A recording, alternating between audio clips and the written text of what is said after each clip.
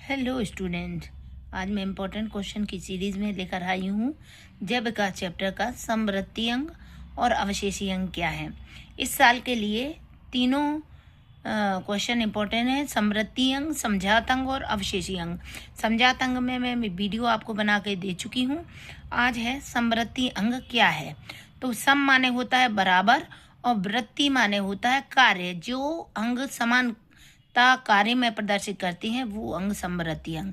जैसे जीवों में पाए जाने वाले वे अंग जो रचना उत्पत्ति में तो असमान होंगे लेकिन कार्यों में समान होंगे। जैसा कि मैंने बताया समवृत्ति, सम माने बराबर और वृत्ति माने कार्य। तो जो रचना उत्पत्ति में असमान हो और कार्यों में समानता प्रदर्शित करते हैं। जैसे चमगादड़ के पंख और पक्षी के पंख, इनकी उत्पत्ति और रचना असमान होती है किंतु कार्य दोनों का एक ही होता है, अर्थात उड़ने का कार्य करती हैं। जबकि अवशेषी अंग, नेक्स्ट क्वेश्चन है हमारा, अवशेषी अंग क्या है।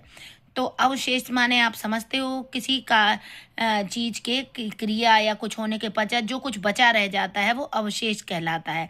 ठीक इसी तरह से जीवों के शरीर में कुछ ऐसे अंग भी पाए जाते हैं जिनकी आवश्यकता शरीर में नहीं होती फिर भी ये अंग पाए जाते हैं, तो इन अंगों को अवशेषी अंग कहते हैं। जैसे आंख में पाई जाने वाली निमेशक झिल्ली, अक्कल, दाढ़, कैनाइन, टीथ, बहुत सारे अंग हैं लेकिन हमको एक दो एग्जाम्पल लिखने से भी काम चल जाएगा।